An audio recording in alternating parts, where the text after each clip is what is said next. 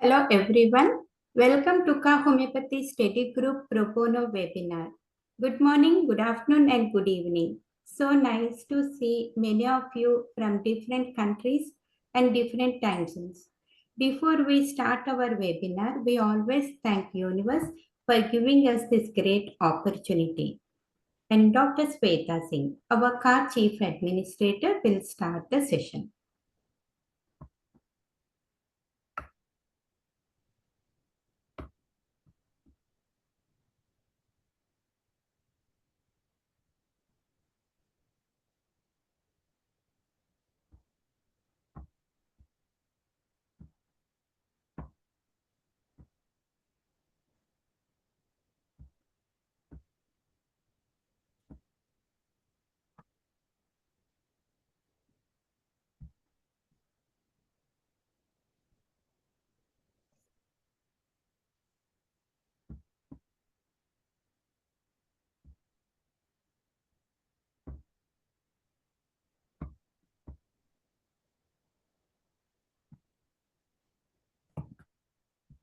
Hello everyone, myself Dr. Shweta Singh, Ka Chief Administrator, welcomes our respected speakers, Chairman and CEO Kavita Ma'am, Ka volunteers and all the attendees to Ka webinar. I would like to take the opportunity to introduce Ka Homeopathy Study Group to all of you. Ka Homeopathy Study Group Pro Bono was organized and founded by homeopath and humanitarian Kavita Kuknur, President and CEO of Kavita Holistic Approach Ka. This study group is intended to be an offering from Kavita to the homeopaths around the globe, sharing goodwill and solid clinical work.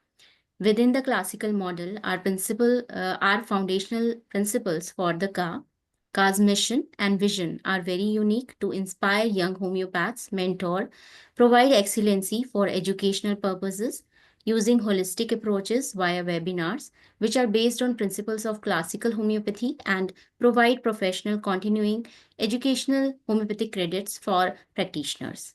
We provide merit certificates for spreading the light of homeopathy around the globe. Dr. Kavita is a member of Kevin Friendly Foundation, a non-profit organization that helps to serve poor people in greater needs in India. She is nationally board certified by Council for Homeopathic Certification CHC and Agena CPT provider and serves as the associate editor for the Homeopathic Heritage. She is a NASH mentor for North American Society of Homeopaths and life member of NCH, National Center for Homeopathy. She is the recipient of Martha Ullman Community Service Award by National Center for Homeopathy and Best Entrepreneur Award from Dr. N. Linga Raju, Principal of JSPS Homeopathic Medical College, Hyderabad, India. TANA, Telugu Association of North America, a prestigious organization, honored and awarded her for selfless homeopathic and humanitarian services at Ladies' Night Out on October 2022, Michigan.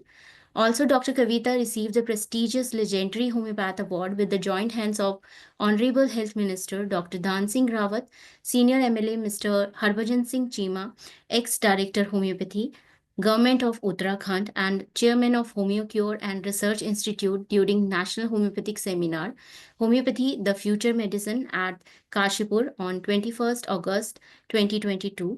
Dr. Rajneesh Kumar Sharma, Dr. Shweta, Ka Chief Administrator, Ka team were also recognized and presented with Legendary Homeopath Award at the ceremony. We are proud to announce that Dr. Kavita was honored as the Woman of the Year 2023 from prestigious organization NATA, North American Telugu Association, USA. Dr. Kavita was also honored by renowned DTA, Detroit Telugu Association Executive Committee on Mother's Day at Michigan, USA with DTA Community Service Award 2023.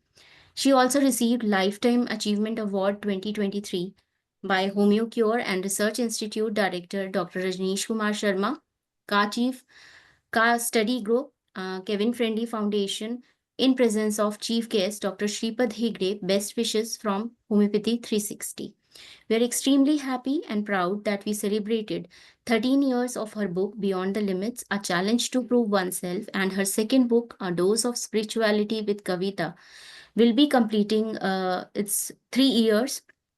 which was launched in presence of Honorable Guest of Speakers, American Institute of Homeopathy, President Dr. Alex Becker, and Council for Homeopathy, CHC President Dr. Sheetal Tiwari at our KA webinar.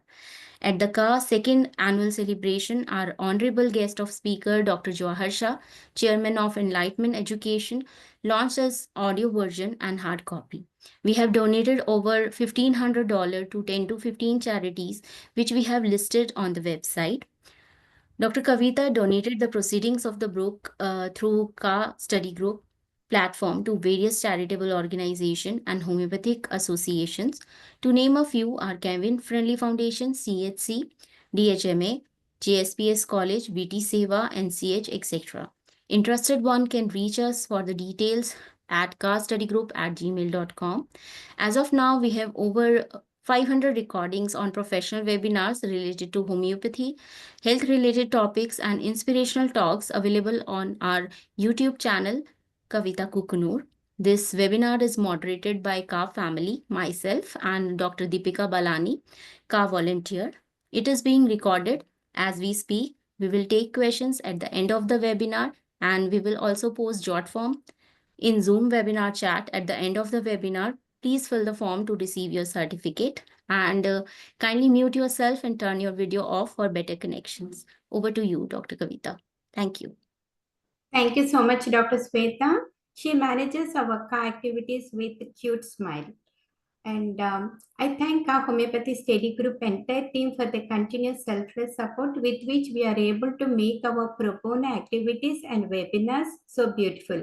Appreciate our team for their time, as today in India celebrating new beginnings with Ugadi festival. Wishing them happy Ugadi and everyone, because we need to balance our life at all angles with sweetness, salt, sour, bitter, and with happiness and joy, and sharing the love across the world. Sorry for little delay, and we will be. So today, March 30th, 2025, we have many honorable speakers. Denise Straiges, Tanya Kell, Alastair Gray. At the end, we have special guest speaker, Dr. Phil Hoekstra. Many of our participants might know our speakers as already. They came on our KA platform in the past. And today we have a very unique topic to discuss. And today's session will be 2 hours with many interesting topics. So stay tuned until the end of the sessions. And happy to share that apart from our KA clinic serving around the globe, we recently started KA Miraculous Minds offering group meditation. And these webinars are for educational purposes only and should not misuse any of the course content without the speaker's permission. So let us welcome our speakers. And Denise Straiges, MA, RS Home NA. She is the president and clinical director of the Academy of Homeopathy Education, AHE, and established HOHM Foundation, whose initiatives include the Homeopathy Health Network, called as HHN, a non-profit research-based initiative focused on delivering high-quality, affordable homeopathic care to all, and HHN Comfort Care, a telehealth service specializing in homeopathy, in end-of-life and palliative care. She is fiercely committed to raising the bar in academic and clinical training for all homeopaths. Under her guidance, leadership, AHA was named preferred educational provider for the American Institute of Homeopathy, AIH, the oldest medical society in the US. She is a member of the Faculty of Homeopathy UK Research Board. Denise is a graduate of Johns Hopkins University School of Medicine in conjunction with HOHM Foundation. She has published numerous peer-reviewed articles on clinical outcomes and education in integrative medicine. She has conducted extensive primary research on the intellectual origins of homeopathy, with specific focus on Hahnemann's, the chronic diseases, and the chemical origin of his medicine.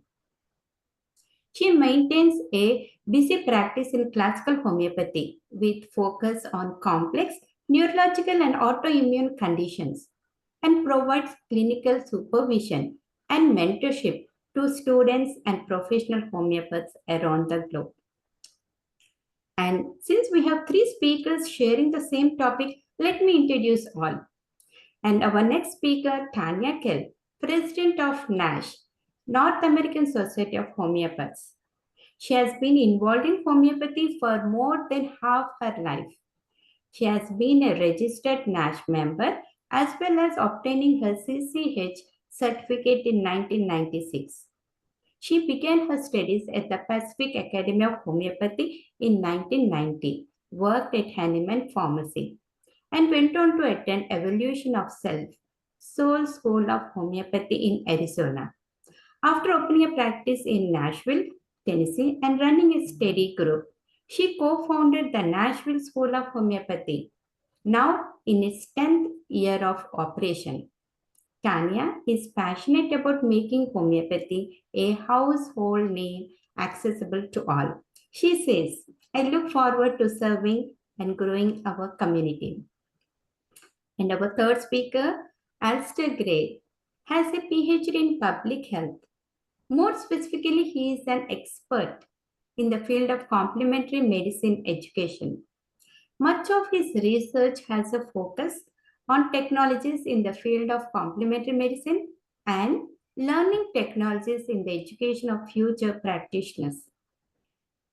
Dr. Alastair Gray teaches at and heads the academic operations and research at the Academy of Homeopathy Education. In addition, he holds various consulting roles: academic, College of Health and Homeopathy, New Zealand, Educational, National Centre for Integrative Medicine, UK, as well as consulting to many organizations on homeopathic provings and e-learning worldwide. He conducts regular seminars and conferences, presented worldwide, and having spent a decade in the higher education arena in Australia, he is the author of 23 books and numerous articles on primary research in natural medicine. Originally educated as an historian, he teaches the history of health, healing, and medicine at schools, colleges, and universities in multiple countries. Alastair has been in practice for more than 30 years. And so much to say. And let us welcome to all our speakers. And at the end, we have special guest, Dr. Phil Hoekstra. Okay, so please carry on.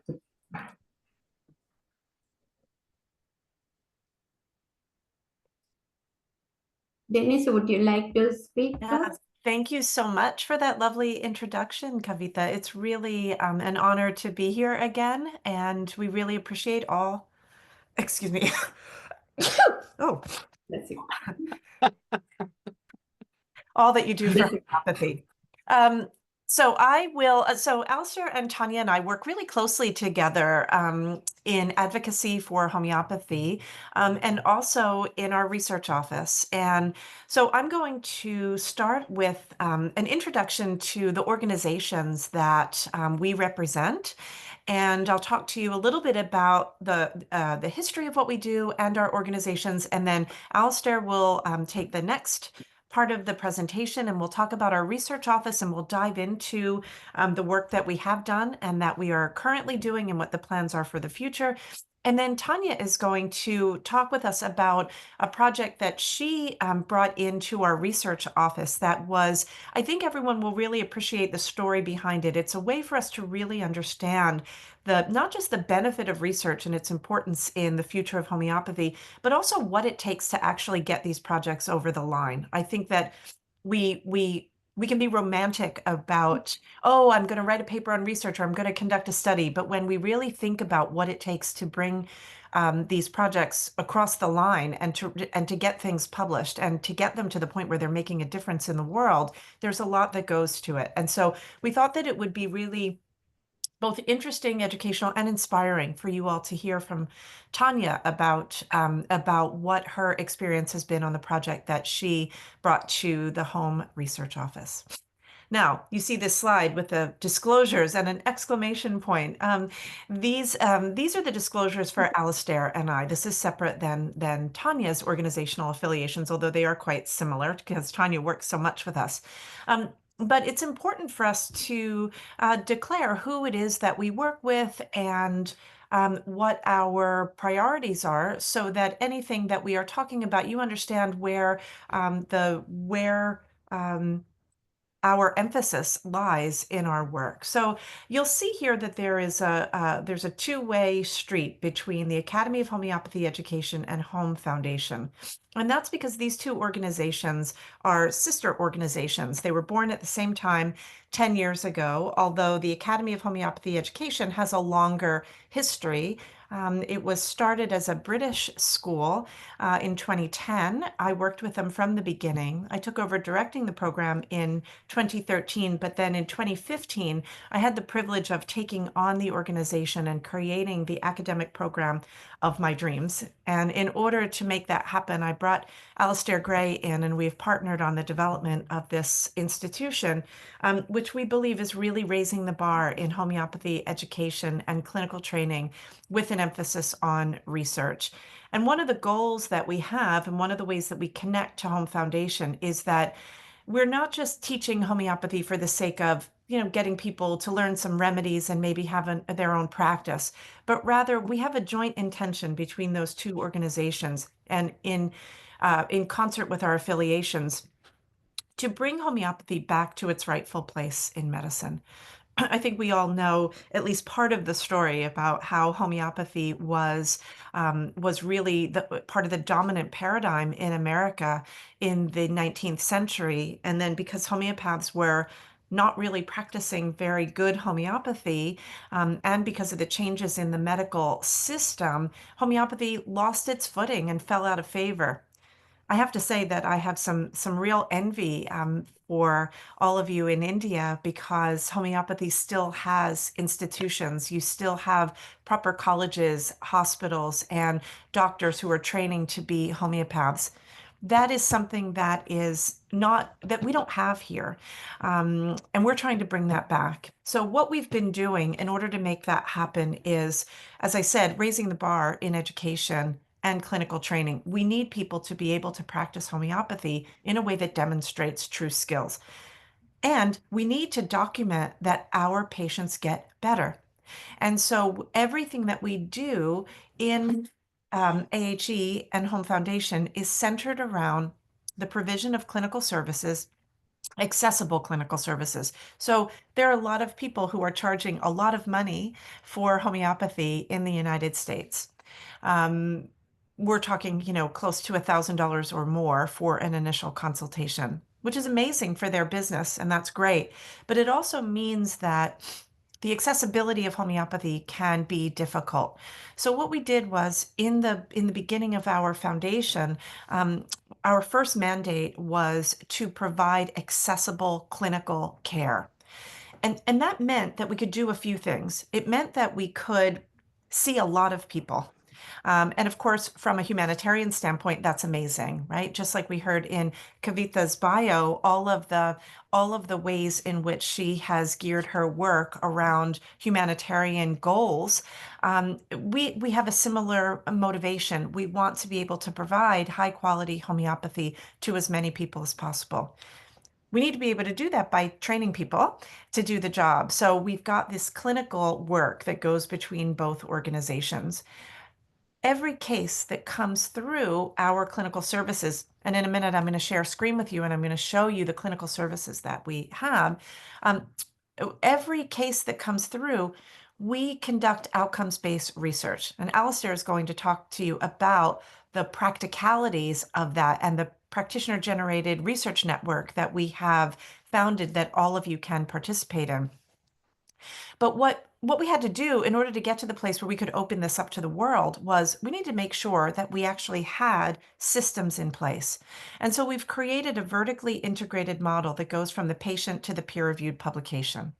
And so in order to get to the patient, you need to have the trained homeopaths to see the patient. So we've got the educational model. We train people with live, real-time clinical training under supervision to see these clients and to ensure appropriate care. We then clock the outcomes. When we measure these outcomes, and Alastair will talk with you about that, we are able to then demonstrate that the work that we are doing in homeopathy is actually helping people to get well. Now, one of the things that you will hear about homeopathy research is that the sample sizes are too small to really demonstrate that we are making a change. And so this model that we've created, providing accessible care, we are doing so with a lot of numbers. So our homeopathy help network, the telehealth services that we have founded, are enabling us, based on the infrastructure that we've developed, to see a lot of clients. So we've got the practitioners and the students to do so. And Al, I'm going to do this in just a sec. Could you hang on Sure. with that? Yeah, just go back to that for a sec. Thanks. And so we've got the clinical services that are feeding into this research model. And that's where you see HHN, the Homeopathy Help Network, and home research. So these are all a part of the same organization. What we also have are, we've got credibility. The credibility comes from showing your results. Yeah. And so what we have done is we have partnered with, well, I shouldn't even say partnered with, we have been accepted by organizations that I think 10 years ago I would have thought were impossible for us to partner with. And that is the American Institute of Homeopathy. This is the oldest medical institute in the United States, established in 1844, just a year after Samuel Hahnemann died. And the Faculty of Homeopathy, the British Medical Homeopathy Institution, that provides a similar role to the AIH. So AHE, because of the work that we've done, we've been named the preferred educational provider for the AIH, and our course has been recognized as meeting the standards of the Faculty of Homeopathy. As well, Alastair and I have been given honorary membership to the AIH, and we are members of the research board of the Faculty of Homeopathy, providing a bridge between our organization here in the United States and the international work that is being spearheaded by the folks at the Faculty of Homeopathy. So that's who we are. Now, we have something really exciting going on, which is that we have, because we've been able to accomplish so much in the last decade, we are celebrating our 10th year of operation with a new parent organization that is the Institute for the Advancement of Homeopathy, the IAH. And we will be talking more about this in the future, but I want you to know about it so that you can check our website, so that you can start to track what's happening. And at the end, we're going to talk to you about some events that we have coming up that we would love to invite you to. But in the meantime, I want to show you the more detail about our organizations. Al, do you want to switch and I'll share screen. So I have been talking about Home Foundation. So I'm just going to show you the website. And after the presentation, we would invite you to visit our website. And what you'll see here is on the landing page, we champion a unified homeopathy community. And this is really, this is our mantra. Yeah, we really aspire to be the bridge between homeopathy and the current institutional medicine that dominates the paradigm here in the United States and around the world. And the way that we want to do that is by showing the way that homeopathy can indeed be a part of medical practice. We believe that if we can really achieve our goals of demonstrating the work that homeopaths are doing, that we are going to be able to really infiltrate the medical system here in the United States. One of the ways that I often start my presentations when I am on the lecture circuit is I'll start by asking the audience, do you want to have arnica available if you are admitted into an emergency room? Would you like to have aconite if you are in the back of an ambulance on your way to A&E? Do you want to have coliphylum available if you are giving birth and your labor has stalled? And inevitably, everyone raises their hands. Yes, everybody's so excited they want to have that. And I say, then we need to work together to establish accountability within the profession of homeopathy. There is no way that we are going to be able to make systemic change unless we all demonstrate the work that we're doing. That's what Home Foundation is about. That's what the Institute for the Advancement of Homeopathy is focused on. And that's something that every one of you who are here can participate in. So if you go to the Home Foundation website, you'll see that our mission is closing the gap between traditional and conventional medicine by elevating the principles and practice of classical homeopathy. We champion a unified homeopathy community through our deliberate and impassioned approach to the future of healing centered on education, advocacy, and access for all. That's the focus of what Alastair will be sharing with you and what Tanya is going to demonstrate in her talk. If you go to this website, you can see news about our organization, and Al will take you through how you can be a part of everything that we're doing. I want to also just take a moment to introduce you to the Homeopathy Help Network. HHN came about 5 years ago during the COVID pandemic. I had the privilege of presenting about HHN here, I think in 2021. And we've had so much go on since then. So HHN is a telehealth service where we are providing acute and chronic care. We have seen a lot of cases. We've seen over 6,000 acute cases, and right now we have over 2,000 cases in our network that are receiving homeopathy support through our practitioner team and our students who are under their supervisors. If you want to learn more about our story, you can find that here. But also, I think what I want to share with you is that we have two different ways that people can access care. As I mentioned, acute consultation and chronic consultation. And if someone is looking for chronic care, we have done a lot of work to ensure that the appropriate practitioner is delivering that care. And I want to just show you here this senior practitioner for complex cases. That is really important. And what that is about is we know that people who are having trouble having their health issues resolved in the contemporary medical model are seeking out homeopathy as one of the ways to get help. But there are a lot of homeopaths who have not been trained adequately to deliver a level of care that's appropriate for complex medical conditions. We want to make sure that anyone who is seen through HHN has been properly vetted for that care. And so to that end, we have a committee that has come together that is reviewing any practitioner who is going to be supporting this organization. And so that committee is checking everyone's references, making sure that they have insurance, doing a background check on them, but also we have a one-to-one interview to ensure that their practice of homeopathy is suitable for the care that is being provided. And this all came about because we started a new initiative called Comfort Care. This is 3 years in the making, and we finally had our soft launch in the Comfort Care program back in, well, just at the end of 2024. Comfort Care is a program that is delivering palliative and end-of-life care using homeopathy. We are able to take people from the receipt of a life-limiting diagnosis through to step-down care and into the palliative care space, and then finally to the transition time, easing that transition from this lifetime into the next. And so with that, we realized that not every homeopath really is suited for those big cases. And so we instituted a new training program. I taught 6 hours of curriculum on comfort care. If you're interested in that course, you can go to HHN and get information about it. We have another cohort starting on June 10th, and then another live cohort in the fall. But basically, we did a deep dive into palliative and end-of-life care. And everything, like we talked about with any initiative that we have through our organizations, there's research attached to it. So Al and his team have been developing specific instruments for the tracking of how people are transitioning using homeopathy.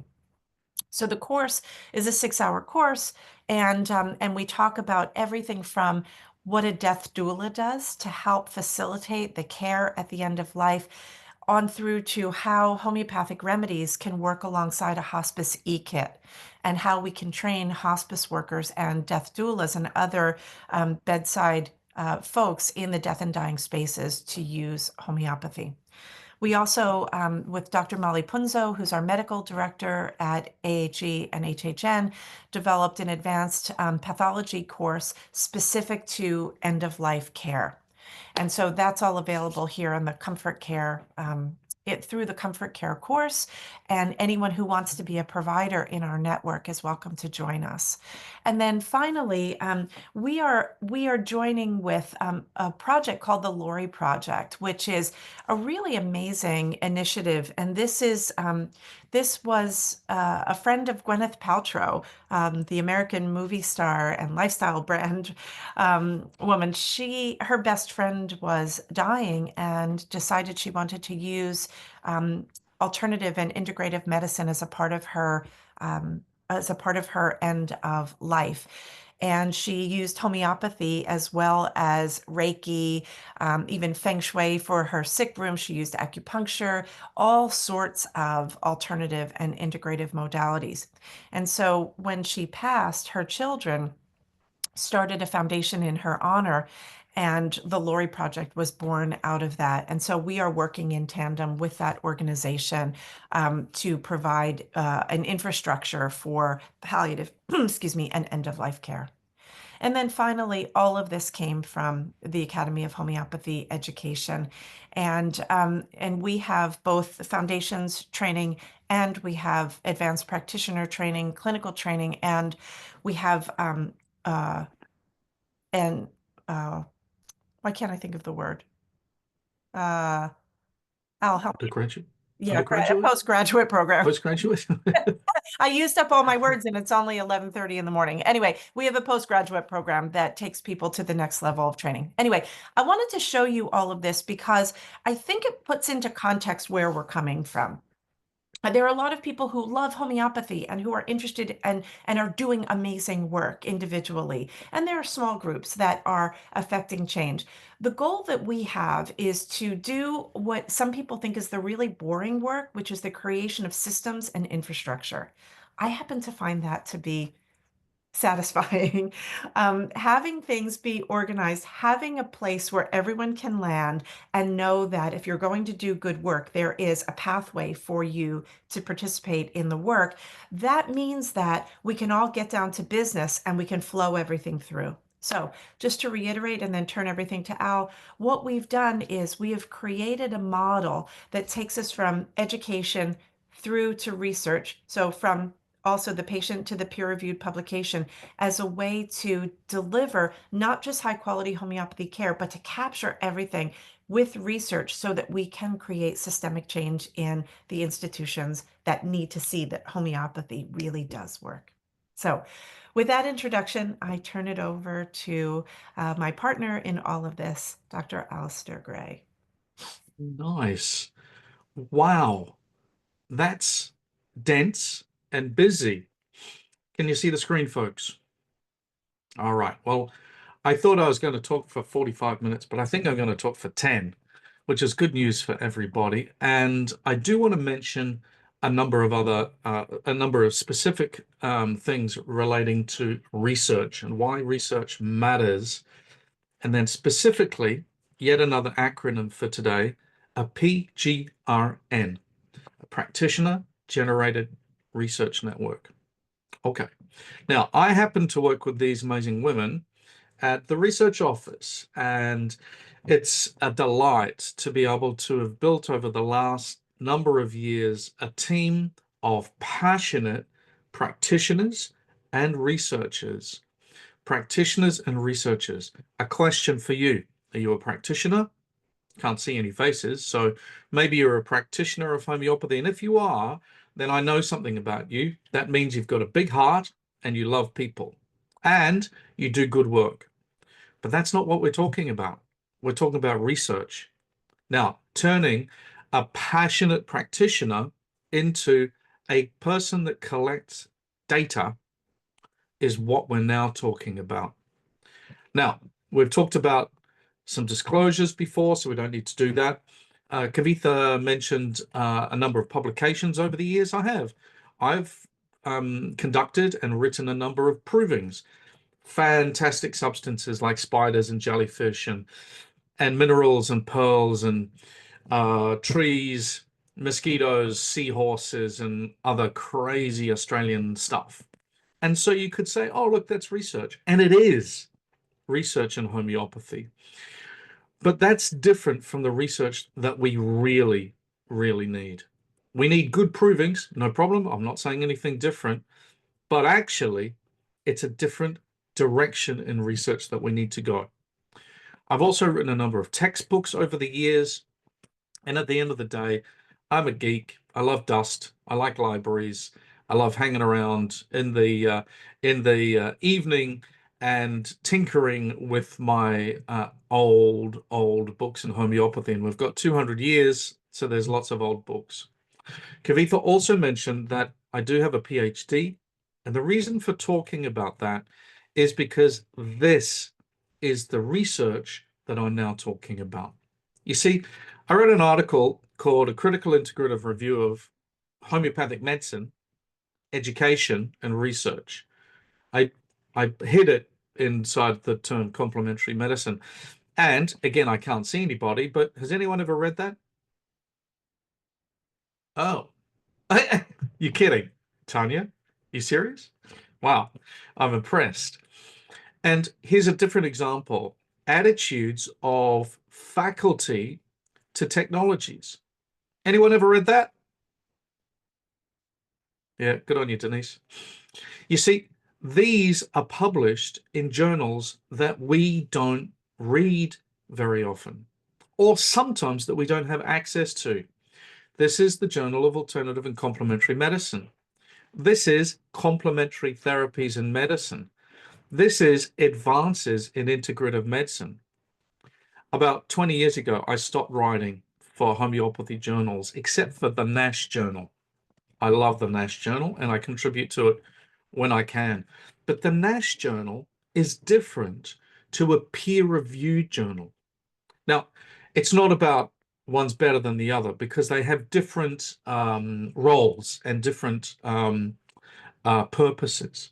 But one of the important things for you to realize is that over the years, we've been really, really busy. Yep, we've done lots of conference presentations. We've written textbooks and provings. We've completed qualifications. This is both Denise and myself. But we've written 22 peer-reviewed articles. And a peer-reviewed article is something that requires rigor far beyond my opinion.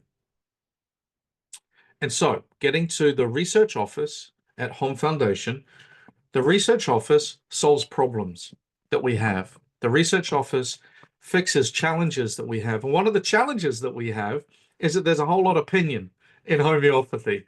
There's plenty of opinion. Tanya Kell is the president of NASH, and she's got a board. And I'll tell you what, everyone's got an opinion about everything. But where's the research that backs up, or the data that backs up that opinion?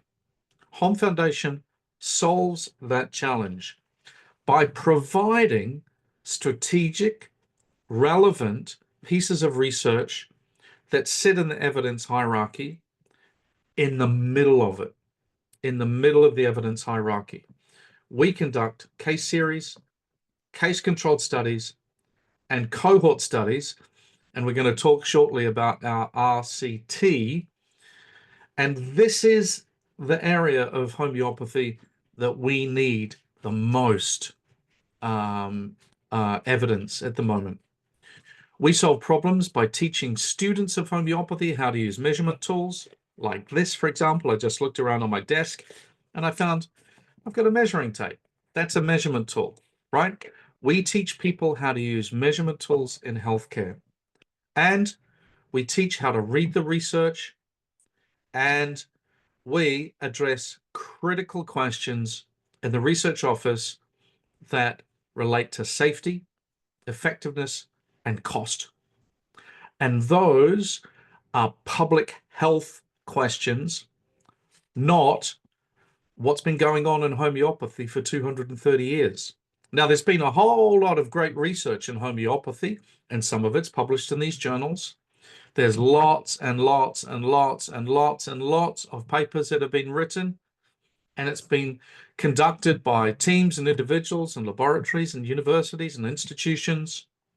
And it's about how does it work, the basic science, or laboratory research, like gene expression and wheat and duckweed and all of the amazing research that's been conducted on tadpoles by these esteemed academics. There's so much clinical research, it's ridiculous. Our clinical research began in 1821. And there's public health research in homeopathy. There's vet research on the health of animals, on the health of plants, and amazing amount of research coming out on the quality of water and soil quality. But what's missing is you. What's missing is me, right? I'm a busy homeopath. I'm a homeopath, and there's no significant research on us and what we do in our clinics. And that's what we're talking about. There are massive gaps in the evidence hierarchy around cohort studies, outcomes research, case-controlled studies, case series, and those knowledge gaps are significant enough for us to get busy. What's missing is you, the compassionate homeopath, the clinician, the practitioner, and that's the large, open-hearted practitioner in all of your work.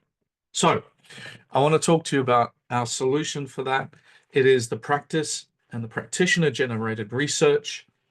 And what we are focusing on is a style of research that is widely used in other fields of healthcare.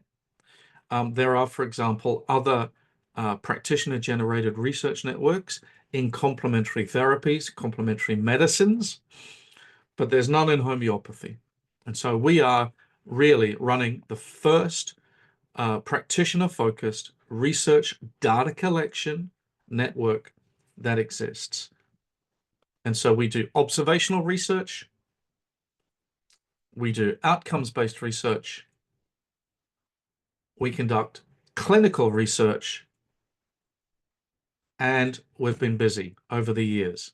Now these, it's just a series of words on a page, but we're really proud. This is incredibly hard work to, for example, publish in a journal called OBM Integrative and Complementary Medicine, our study of 3,500 patients with COVID that we treated during the pandemic.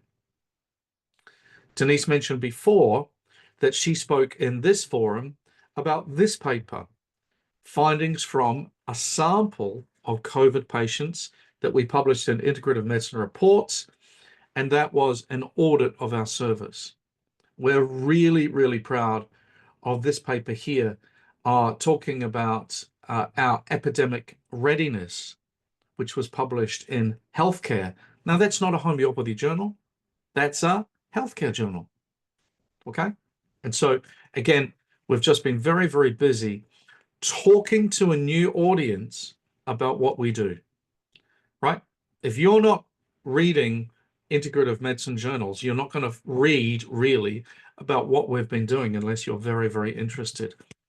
And so that's it. We are building interest and capacity in how to conduct high quality research. We teach a course that you're welcome to come and join us in at the Academy of Homeopathy Education on research methods, familiarization with methods, and we would love you to join.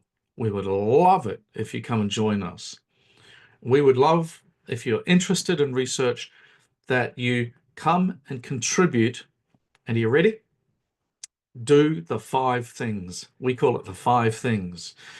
We need, because, and this is a very important point, if you want to come and assist us with research and turning your clinical results into meaningful clinical publications, like Denise mentioned, then you have to do 5 things. And these are determined, these are requirements that are asked of us by our ethics board. Now, you can't conduct peer-reviewed research without getting ethics clearance and ethics approval. And so our ethics board has said to us, we love your work, but anyone that comes and joins you must do 5 things. They must do a 2-hour ethics course. Now, for example, there's a 2-hour ethics course. We can provide you the link for it. And if you contribute, if you do the course, you'll get a certificate, and that's perfect. But I have a suspicion that in your own training, especially if you're in India and you've got the qualification from Indian universities for the parchment, the degree for practicing homeopathy, then you will have studied the requisite requirement for ethics in your own training. So you're already good. Tick. You need to sign an agreement between HOHM Foundation and yourself. Tick. You need to use language on your website or on your outward-facing communication that says to your clients that you are collating data. And it's a very important ethics requirement that you let your clients know that. You must inform your clients that you're collecting research. And when you start to contribute information, you've got to learn how to de-identify your cases. Now, these 5 things can take 30 seconds. But once you've done them, please, please, please come and join us at HOHM Foundation and our PGRN initiative and our research office. You can find us here, homfoundation.org, and navigate to the practitioner generated research tab. It's this one here, HOHM Foundation, PGRN, and that's what we do. All right.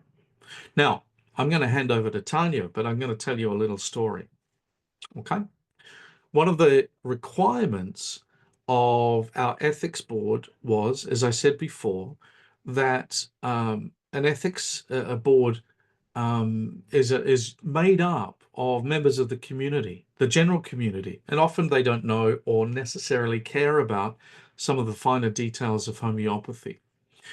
But one of the requirements of an ethics board is that you protect and demonstrate that you are protecting the human being or the animal, but usually the human being that is creating the information and the data that is that you're investigating. And so Tanya's going to tell you a story about her introduction to working with the PGRN and the research office and the highways and the byways that have gone on since then. Okay, so Tanya, over to you. Yes, so I am one of those practitioners that we all know that all I studied has been homeopathy. I am a homegrown professional homeopath that received no formal university training and has only gone to homeopathy school. So I'm enthusiastic about my practice. I love helping people. There are a lot of holes in my abilities and knowledge in the wider academic and research community. But in my enthusiasm, I was in a town of São Tomé, Brazil, and it is a quartzite mining town. That's its main industry. And I became aware that a great deal of the adult male population there suffers from silicosis, and that's just a given in that town. And I thought, ooh, I'm a homeopath, and there's a rubric for silicosis, and let's find out if homeopathy can help this. And so I Googled silicosis and discovered that it is a worldwide problem and that there's absolutely no allopathic treatment for it. So this was a unique opportunity for a concentrated population in a country that has homeopathy as part of its healthcare offering to do a research project. And so I thought of a very simple research design But of course, I have zero knowledge, zero infrastructure, zero connections, zero support. And luckily, I was friends and colleagues with Denise and Alastair, and I sent Alastair an email, should we do this? And he foolishly sent back, yes. And so off we went. And we worked on smoothing out the wording and design and focus of the research. And then we worked on finding connections. And so, of course, I didn't speak the language. I didn't know the town. I don't know the politics. We had to explore the government website where you register your research. We had to figure out what sort of ethics approval was acceptable, and found that we had to go through the ethics board in Brazil and not the one that the foundation typically uses. And we filled out all that paperwork and we filed it, and then ran into snags due to partly some of our assumptions. So I, in my naivete, felt that people would care about my project and feel that it was worthy and be helpful to me. And that was not true in a bureaucratic system.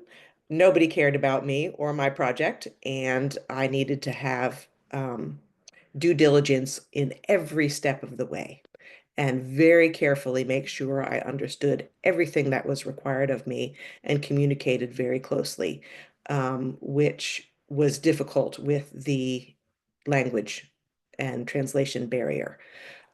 So it went through a lot of iterations. We hit a very big speed bump recently. We have reoriented ourselves to go through a university potentially rather than through the government Department of Health. But we have forged relationships with people in the town. We have a physician who is very enthusiastic, a pulmonologist, about the research. She is currently in her homeopathic postgraduate studies from medical school in Brazil. And so we still have good hopes for this, but it really opened my eyes to the amount of time and money and mental power and I dotting and T crossing and meticulous work that it actually takes.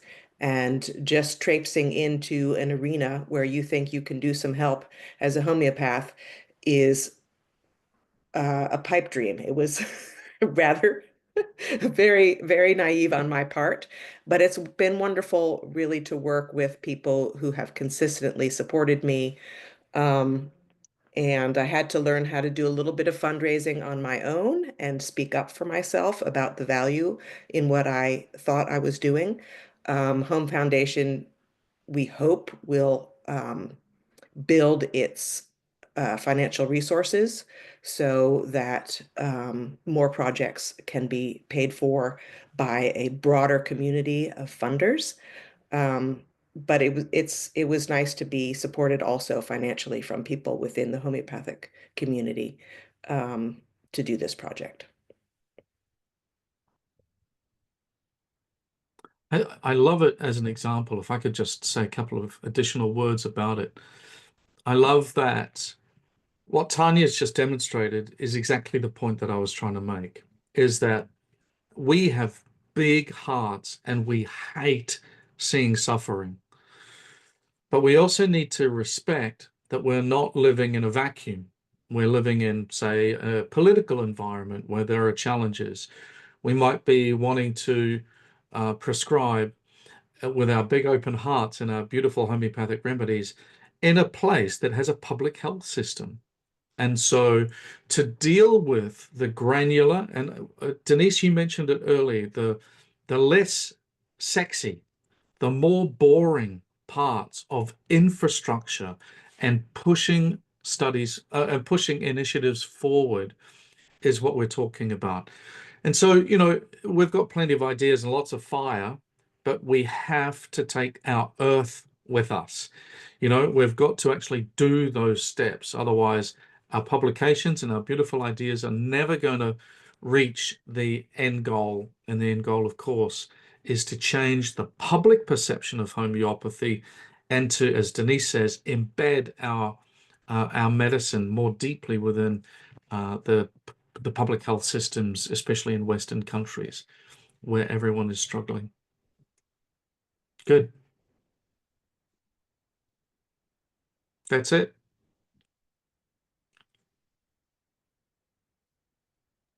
Does anybody have any questions for us?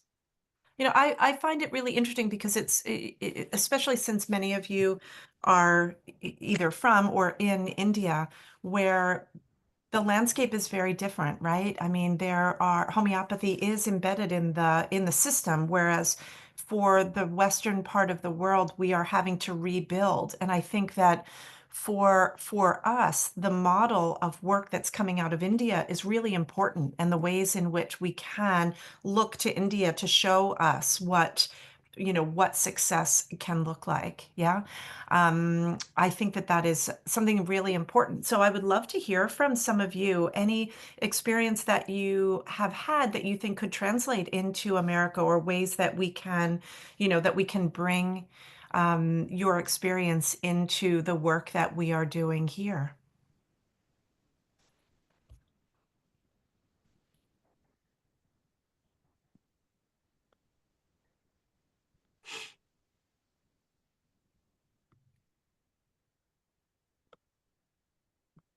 That's excellent presentation. And so, Dr. Sweta, would you like to put that question? Because everyone is muted, I think. They can unmute and speak.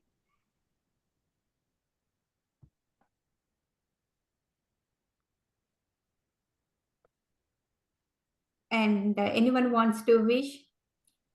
And in regards to their research, how they wanted to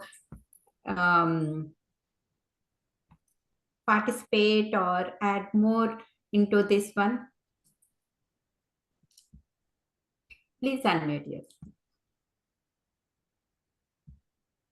While people are coming up with their questions, one of the things that has been that I think will be helpful for us is when there is compatibility between people who are both medically trained and trained in homeopathy. I think you all are the bridge, so that you can show how homeopathy works alongside of the standard medical practice. So for example, one of the things that we are doing with our Comfort Care initiative is so the program is designed to have 3 tiers. So tier 1 is someone receives a life-limiting diagnosis. Tier 2 is a person is eligible for palliative or hospice care. It's sort of because those categories can be murky and it can shift very quickly, right? And then, of course, tier 3 is the final stage of life when we're dealing with a constricted totality, someone who is, going through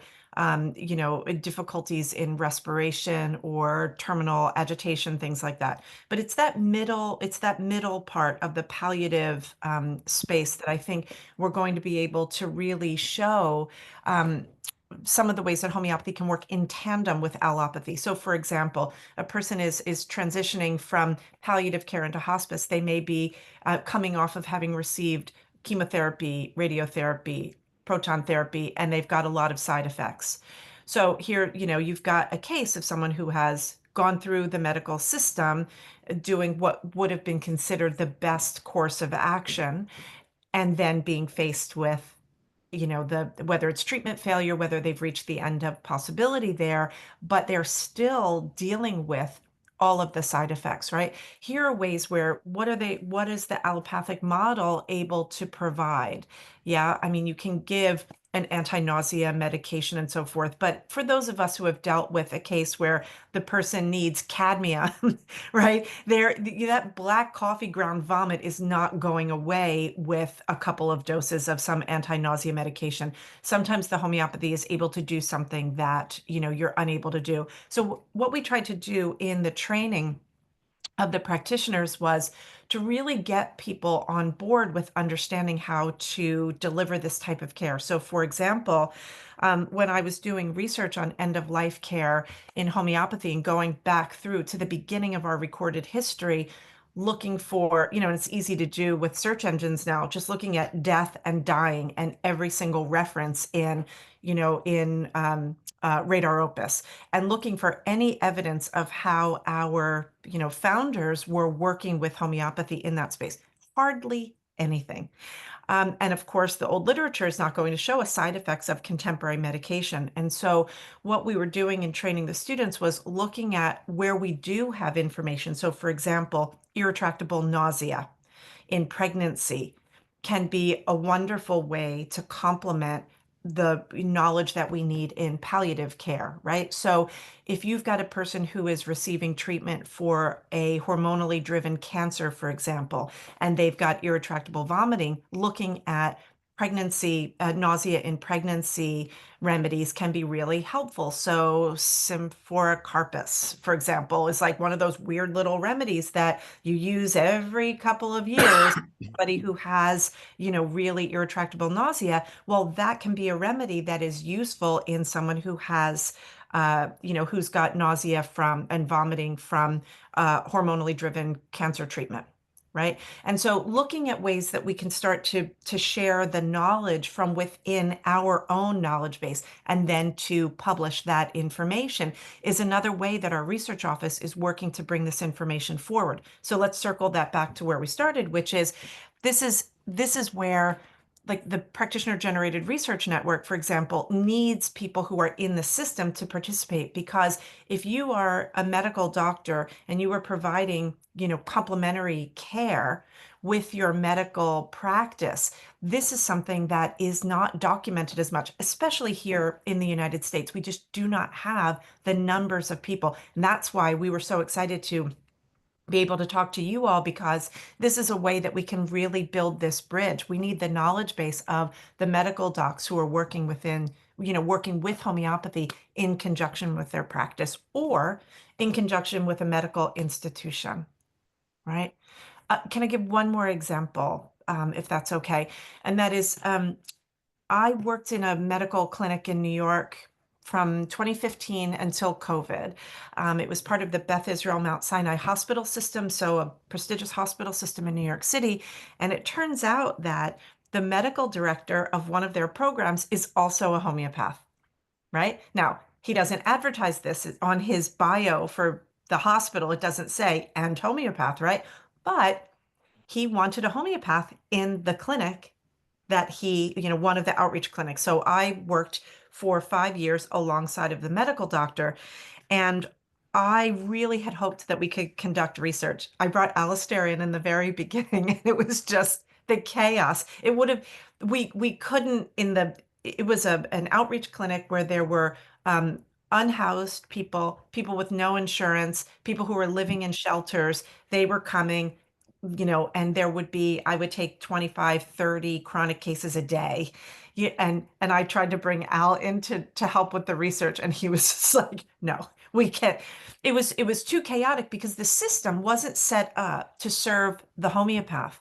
It was set up based on the allopathic model, and anything that we did, we would have to like fit into the little bit of literal space that we had. Yeah.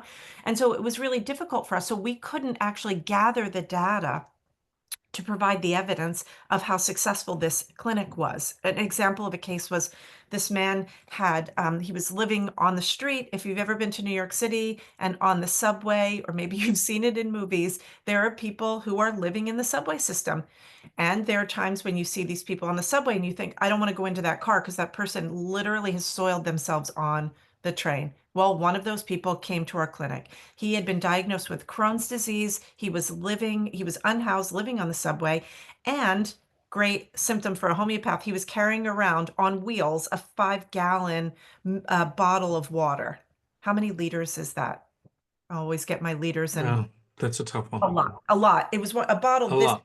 He had it on wheels and he was bringing it around. So he brings this giant bottle of water. He comes to our clinic. It was a very clear case. He got a remedy. He comes in for a follow-up with a 1 gallon of a little bottle of water, and he was better. Now, one of the medical residents was on her rotation, and she came through and she said, she's doing this guy's medical intake, and she says, what meds are you taking for your Crohn's disease? He says, I'm taking what she gives me. They said, what are you doing? And I tried to explain to the medical resident what I was giving to this man, that he went from being actively, with his Crohn's, nowhere to go to the bathroom, to where he was stabilized inside of a month. And she couldn't believe it, right? These are the kinds of things that we struggle in America to really get documented, because we don't have the system that allows us to show it. This is why you all, as medical doctors engaged in homeopathy, especially in countries where homeopathy is a part of the system, you are part of our future as well.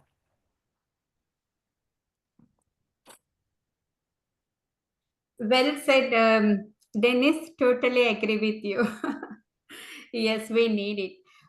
And I know in India it is like a late night, 10 o'clock, I think. So people, there are so much research going on CCRH, and in everywhere, right? Dr. Sweta, Dr. Deepika, and many of our team also were involved.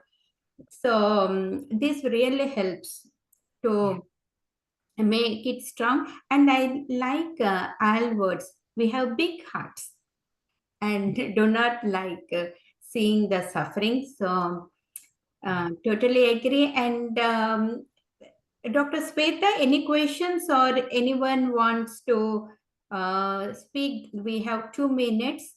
And of course, Dennis, and like you want to share your email. Anyways, we will be sharing you if anyone reaches us. So, but if you want to, they have the website. This recording shows the website where it is there. They can reach us for any questions in case we cannot answer today.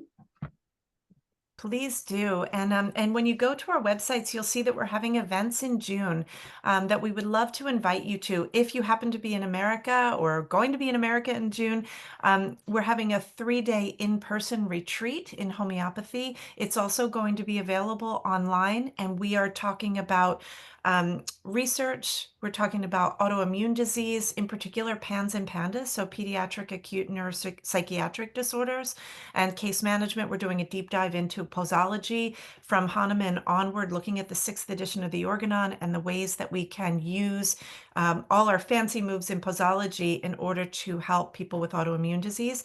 And then on the 5th of June, we'll be having a gala in support of homeopathy and the Institute for the Advancement of Homeopathy. So we invite you to be a part of that. We would love to meet you in person if possible, or to have you online for the gatherings. Excellent.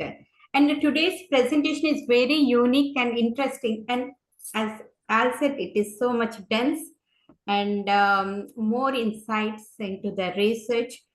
And definitely it will help many more to open the avenues into the research. And all the great work you're doing. Thank you so much, Dennis, Tanya, Al, and especially the comfort care and everything you're doing. It is accessible care, and helping society with homeopathic services is really commendable. Thank you so much. And Dr. Sweta, anything, or we would like to honor, please? Is that okay? Yes, ma'am. Any question? Okay. Yeah. Thank you so much, Dennis, Tanya, and Al, for your gracious presence and your precious time in sharing this important topic today. It really helps everyone. Kindly accept a certificate from our team. Great. Thank you. Thank you so much. And I know we are getting ready for JHC Global Conference, right? April 4th to 6th. That is so exciting. And I think Lori Grossman, she just had it at our webinar, and the NCH team. So in January, we had so much information about it. So looking forward for that one also. And just before to the webinar, I was talking to Vatsala Sperling, and she could not make it, but she's excited to hear the recording. So many will be getting the recording. They will enjoy in case it is late night for them now. So Shall we honor our guest speaker now? Okay, let us invite. Is that okay, Denise, Tanya, and add anything you wanted to say, or shall we have our guest speaker now? I think we're good. Thank you again so Very much for having us. Yeah, it was really an honor to be here. Thank you so much. Yeah. And it's a great honor for us to do this process to integrate everyone, and people really observe. They need to get analyzed, and this one, and it really helps to promote. And not sure how many choose thermoscan, but as their health care. But I do see benefits. It is safe, easy. And today we are going to learn more about medical infrared imaging. So let us welcome our guest speaker, Dr. Phil Hoekstra from Arizona. He is a doctorate in Department of Physiology, Department of Medicine, Division of Experimental Medicine, McGill University, Canada. Master of Science in Department of Physiology, School of Medicine, Graduate Division, Wayne State University, and Cardiology and Neuroscience in 1981. Got many board certifications in oncology, vascular medicine, neuroscience, clinical medicine, and surgery. Dr. Hoekstra has been affiliated with many professional organizations, to name few, as laboratory director and senior medical scientist of Thermoscan Reference Laboratory, Arizona, USA, working from May 2019 to current. He is the director, American Board of Thermology, and chief science officer and laboratory director of First Sense Medical, Arizona. He is the president of Thermoscan, Michigan. And Dr. Hoekstra received many academic awards, to name few: Research Grant Tech Analysis, Inc. 1994, DeWick Award in Cardiovascular Physiology. And he has delivered many lectures around the globe, to name few: The Evolution of Analytics in Breast Thermology, The Quest to Identify Signal from Noise, European Association of Thermology Congress, Methodology in Neurological Thermology, CRTS RST Conference at New York University of School of Medicine, and Medical Thermology, a 21st Century Diagnostic System, Phoenix, and many more. Let us welcome Dr. Hoekstra to our webinar. Please, over to you, Dr. A pleasant good day, and thank you, Dr. Kopinar. Can you hear me adequately? Yes, and we cannot see, right? Did anyone see? We are not able to see you. Yeah, I seem to be having a small problem with my camera. I don't know that you're missing all that much, but I'll see if I can fix it as we go along. Sure. Dr. Kopinar mentioned my name is Dr. Phil Hoekstra, and I'm a senior medical scientist specializing in diagnostic infrared imaging, and I'm second generation in this field. I'm also the laboratory director of Thermoscan Reference Laboratory in Mesa, Arizona, in the American Southwest. Thermoscan provides analytic and reporting services for healthcare centers, offering diagnostic infrared imaging for the detection of early breast cancer, obstructive vascular disease of the carotid artery networks, and metabolic disorders of the thyroid gland. Thermoscan has been a pioneering resource and has innovated many techniques and analytic parameters, and has the experience of multiple million patient studies. I invite you to look at our website at thermoscan.com.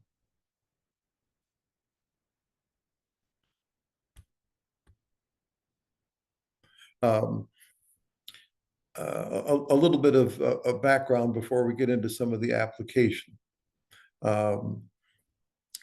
Infrared energy is part of the electromagnetic spectrum of energy, and it's in the 2 to 14 micrometer wavelengths. That's a Dr. Hoekstra, sorry to interrupt you. Are you sharing anything? Just checking. I've been trying, but I seem to be having some technical difficulties, and right now it's been, maybe we can just work off the audio. Infrared was discovered by Sir William Herschel in 1800 while experimenting with a prism in a ray of light. Herschel found that a heating capability existed beyond the red end of the visible spectrum and named it infrared for beneath red. Thermal content of objects is a function of their vibrational energy. All natural objects have heat content. In theory, the absence of thermal content is termed absolute zero, and that translates into a minus 273.15 degrees on the Celsius scale, or zero on the Kelvin scale. At this temperature, all atomic motion stops and atoms collapse. In theory, this is an irreversible state, as there is no known means to reconfigure the atomic structure.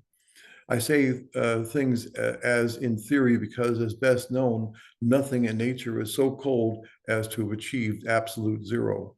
The closest it's ever been measured is 250 picokelvin, or 1/2 billionth of a degree greater than absolute zero. More practically, if ultra-low temperatures are required, liquid helium, which is 4 degrees above absolute zero, is used in magnetic resonance imaging to cool the powerful magnets. Heat content is transferred by 3 means. The first means is conduction, wherein vibrational energy from one object is transferred to another by direct physical contact. Thermal energy flows from greater to lesser. A second means is convection, wherein vibrational energy is transferred from one object to another via an intermediate, much as the way a furnace or air conditioning system works. A third means is termed radiation and doesn't imply ionizing radiation like gamma or X-rays, but refers to the transfer of vibrational energy by infrared emission through space in proportion to that distance. Perhaps the most important properties that differentiate living things from non-living things is a high order of structure and in a continual counter influence to entropy to maintain that high order of structure. One of the requirements all living things through the ability, one of the requirements of living things through their ability to transmute chemical energy to rearrange molecular structure, termed metabolism, is to arrange that highly ordered molecular structures and coordinate interaction. It's a kinetic process that is inherently of imperfect efficiency and will result in the production of thermal energy as a byproduct. Considering the potential energy of chemical bonds of substrates to the products, most metabolic pathways operate at approximately 25% efficiency. 25% may not seem very high, but consider that a well-tuned vehicle may operate with as much as 16% efficiency of the potential energy of the chemical bonds of its fuel to the ability to move us down the road. The balance of that energy is converted to thermal energy, and heat content is intimately linked with life.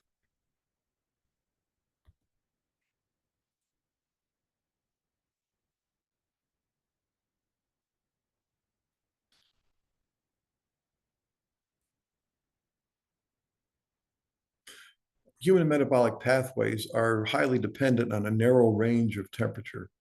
That is particularly so of our internal organs. Our liver, our heart, our intestines are grouped together into what is termed a core, with the brain as an annex. There are multiple mechanisms of the human body employed to maintain the body's core temperature at approximately 37 degrees, with very little variance when these mechanisms are operating correctly. The circulatory system can transfer a great deal of thermal energy from the body's core by arterial blood to more peripheral areas termed the shell. Ultimately, the skin is where it is transferred to the environment by infrared radiation and return cooled venous blood to the core, much like a radiator. The transfer of thermal energy is necessary to regulate the body's core temperature by the flow of blood, largely at the level of the arterioles by the autonomic nervous system. The autonomic nervous system operates at an unconscious level of control and has two components that operate in opposition to each other, the sympathetic and parasympathetic components, and has a broad range of functions as an adaptogenic mechanism. With regard to thermal regulation by perfusion of the skin, the sympathetic component acts to constrict the arterioles and limit heat loss, while the parasympathetic exacerbates heat loss to the environment. Skin temperature isn't uniform and will represent deeper local conditions. Inflammatory conditions generate local temperatures through histamine and various cytokines. Conditions such as arthritis and peripheral joints typically result in moderate increases in regional skin temperatures to the extent that we may feel the heat by the touch of the skin overlying these joints. Our skin's thermoreceptors can usually discern differences as small as several degrees centigrade. The evaluation of burns is very important, as third-degree burn tissue must be debrided to allow healing of lesser damaged tissue. Third-degree burn tissue has no perfusion and will be cooler than lesser damaged tissue. Much of the same is true for skin grafts and for skin flaps. Microangiopathy is a serious consequence of diabetes. Commonly, it can result in the loss of digits or even limbs and can be evaluated by substantial decreases in skin temperature. Peripheral and cerebral vascular disease results in stenosis of arterial perfusion that causes diminished skin temperatures in the domains of the affected arteries. Cancer is defined by a series of variances from normal tissue, among which is the loss of apoptosis, the immortalization caused by a key mutation of the p53 protein gene, and an accompanying amplification of inducible nitric oxide synthase that will consequently generate large quantities of nitric oxide. This will act locally to produce a local vasodilatation that supersedes regulation by the regional autonomic nervous system to result in increased skin temperatures in a controlled environment. Basal carcinoma or melanomas can be distinguished from common nevus or keratosis by increased skin temperature in a controlled environment. The female breast is in the body shell, and breast cancers, even centimeters deep from the skin, can be detected by increased skin temperature overlying the tumor caused by local unregulated hyperemia of core body temperature blood as a consequence of exacerbated nitric oxide production and the structural defects of tumor's neoangiogenic vasculature. However, these differences in skin temperatures are too subtle to be detected by a relatively low sensitive of the skin's human skin's thermoreceptors, and instruments are required. The relationship of body heat with life was discerned in the earliest prehistory, and heat may be among the first senses we encounter from birth. The appreciation of abnormal variances in body heat have been described in the Book of the Yellow Emperor, the earliest writing of Egyptian pharaohs from the age of the pharaohs, and Hippocrates, who canonized calor as a cardinal sign of disease. Physicians in that era were known to paint a thin slurry of mud on the skin of their patients in order to observe differential rates of drying to indicate pathology. It is well and good to know that breast cancer causes an increase in skin temperature overlying a tumor. This has led to a high sensitivity in detecting breast cancer by thermal imaging. However, there are a variety of non-pathologic conditions that will also cause patterns of increased skin temperature in the female breast that mimic thermal features of breast cancer. The practice of diagnostic thermal imaging, termed thermography, commonly has a rather poor specificity. The pioneering adopters of breast thermography were physicians trained to some extent in interpreting X-rays by pattern recognition. X-ray represents structural features by the differential transmission and absorption of X-ray, and represents an anatomical means of investigating a body's condition. However, and importantly, thermal imaging doesn't present structural, but rather provides a functional physiologic perspective. These pioneering early adopters transposed pattern recognition from static images in infrared to a functional modality that is necessarily dynamic in nature. Consider electrocardiography reduced to a momentary electrical potentials. Imagine being told you have an AVF electrical potential of 80 millivolts, well short of the 120 standard, and therefore are severely diseased. Another measurement made just a fraction of a second later might achieve the 120 millivolts potential and be perfectly normal. Just as the EKG must be evaluated in a dynamic context, so too fluctuations of skin temperature must be evaluated to appreciate thermal imaging in a truly functional parameter, as the regulation of skin temperatures is varying under several periodic behaviors of modulation. There are several varieties of infrared imaging systems that can be used for diagnostic medical applications. However, essentially, there are only two varieties: imagers and radiometric instruments. The imagers are electric-optical devices that enable viewing of infrared energy in various palettes of common imaging formats, such as JPEG or TIFF, without meaningful ability to measure absolute or relative temperature levels. Radiometric instruments also enable viewing of infrared energy, but in a quantitative format that provides reliable means of measuring absolute and relative temperatures. These are scientific and engineering instruments that permit a quantitative analysis of temperature differences in temperature between areas of interest, and a reliable means of evaluating changes in temperature over time through provocative challenges. Our laboratory thermoscan pioneered dynamic thermology and innovated dynamic functional changes for the detection of early breast cancer. In large-scale outcome studies that employed very basic dynamic functional challenges, termed a cold challenge, our laboratory demonstrated 96% sensitivity and 84% specificity in diagnosing breast cancer. Dynamic thermology, I'm using that term decidedly different from thermography, holds the potential for a quantum leap in the detection of breast cancer with very high sensitivity and good specificity. Breast thermology can also be used to monitor the effectiveness of a treatment program for an individual patient, to know in real time if Plan A is working as expected, and indicate the need for an alternative treatment plan without the waste of precious time and resources. There are many other practical applications for medical thermology. Stenosis of the carotid artery system can be determined in a reliable and quantitative measure that enables a meaningful gauge of treatment efficacy. We also evaluate the metabolic features of the thyroid gland as a way of determining local pathologies there, such as hypothyroidism, Graves, Hashimoto's, or hyperthyroidism.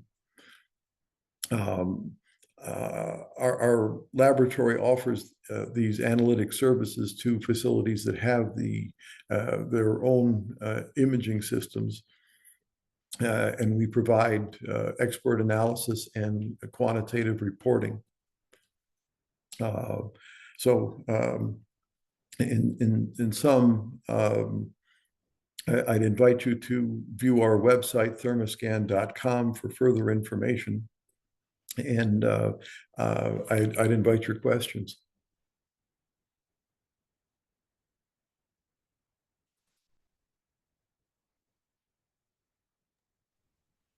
Thank you, Dr. Hoekstra. And Dr. Sweta, any questions? Or, No, ma'am, there are no questions in the chat box. okay.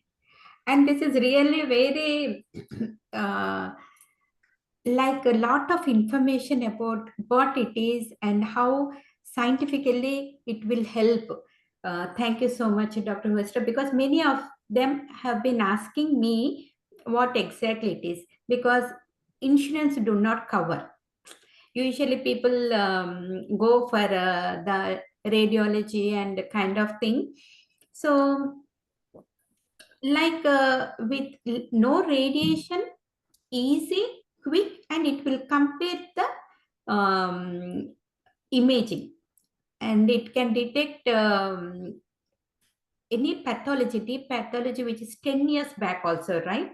Am I right? Yes, absolutely. You're correct to be sure that it is a completely passive modality.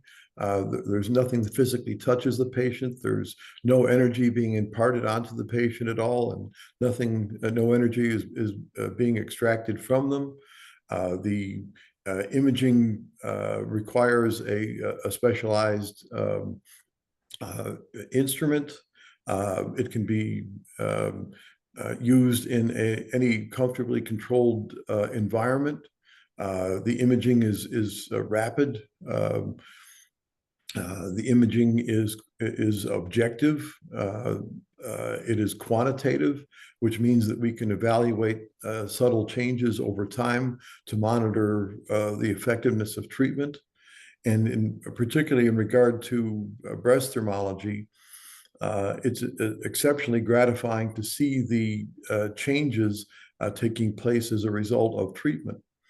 We've seen any number of women who have concerning features that may not be so bad as to the extent of indicating breast cancer, but certainly indicate dystrophic changes taking place.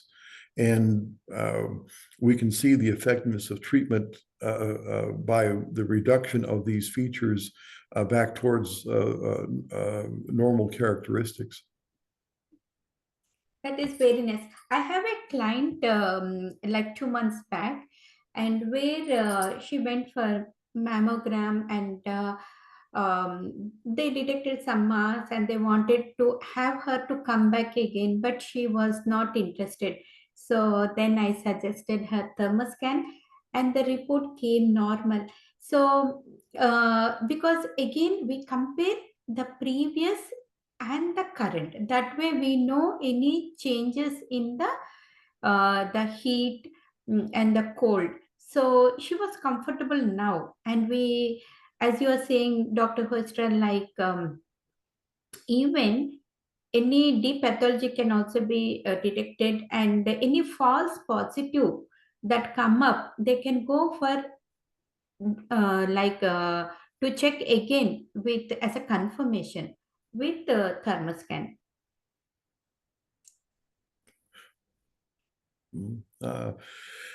Well, our greatest application is to be able to monitor these changes in ladies, giving them warning of disease at an early stage, or the opportunity to potentially change a path towards overt pathology using adjunctive means of treatment. So we very much appreciate working with you and other practitioners in this to take this potential capability and turn it into something practical that saves lives. Yes, I like it, and it is so easy, simple, and within 5-10 minutes only, the whole process, just they capture the cold water test, and it is so simple, and no side effects. So thank you so much. And Dr. Sweta, and anyone wanted to share or speak?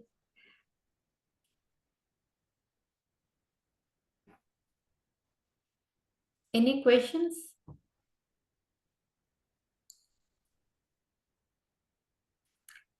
Well, again, there's much more information on our website, thermoscan.com, and you can reach out to me with specific questions that you may have as well. Sure, definitely. We will do, Dr. Hoekstra. This was so a very important thing you have shared, and thank you so much for your precious time. I know it is early morning, 8 o'clock for you to wake you up and attend the webinar. And sure, this information, whatever has been shared today, is very extensive, and has the scientific background, will be helpful. So, and we would like to bring you back again, and thank you so much once again for your gracious presence and precious time. sharing your knowledge and wisdom at our CAR platform. Please kindly accept certificate from our team. My pleasure, and thank you, ma'am. Thank you, Dr. Hoekstra. And so just we have few more minutes.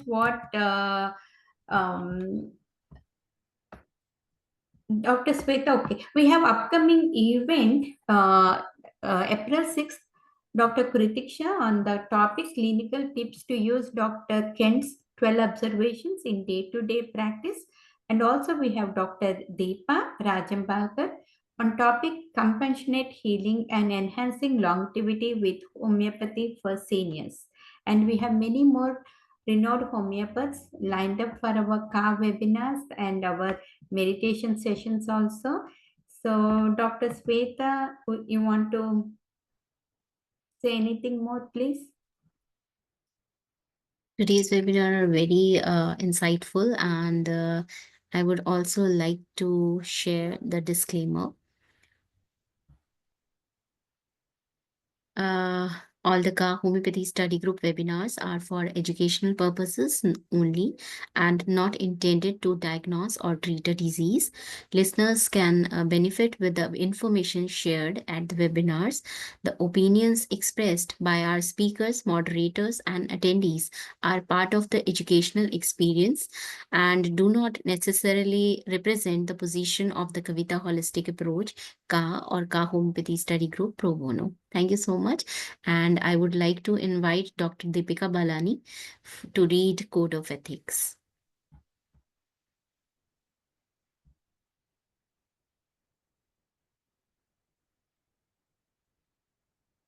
Dr. Deepika, are you there? Yeah. I hope I'm clearly audible and visible. Yes. Okay. CAR Homeopathic Study Group Pro Bono Ethics and Benefits.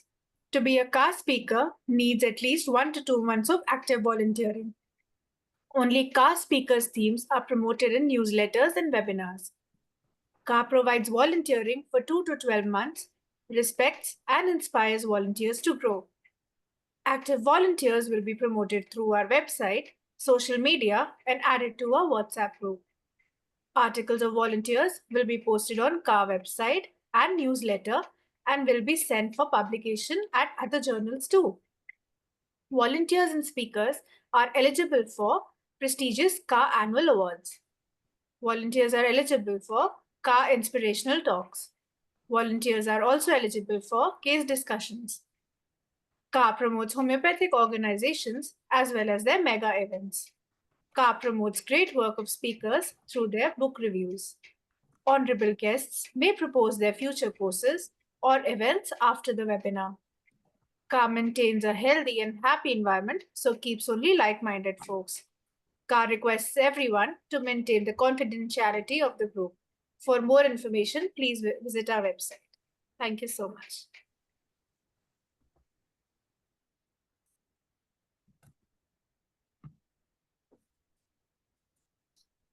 Thank you so much once again to everyone, to our CAR team for the continuous selfless support.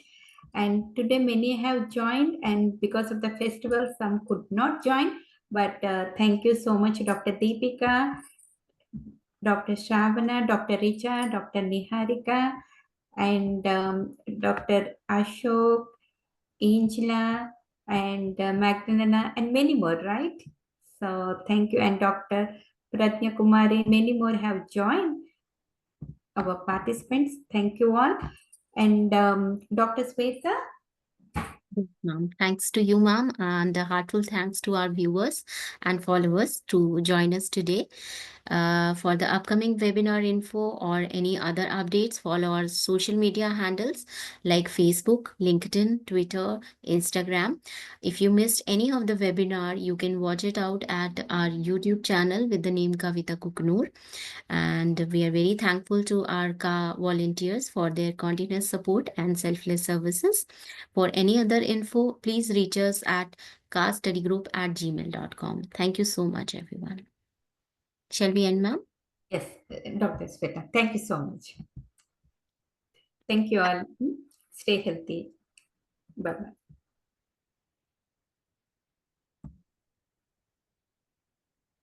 I think music is not there. So, right, Sweta? No, music is not coming. Sound is not coming. Let me just reshare. Happy Ugadi to all.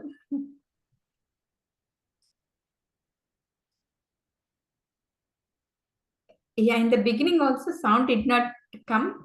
That's fine. Yeah, it's okay. Good. Thank you, dear. Okay. Thank you, dear.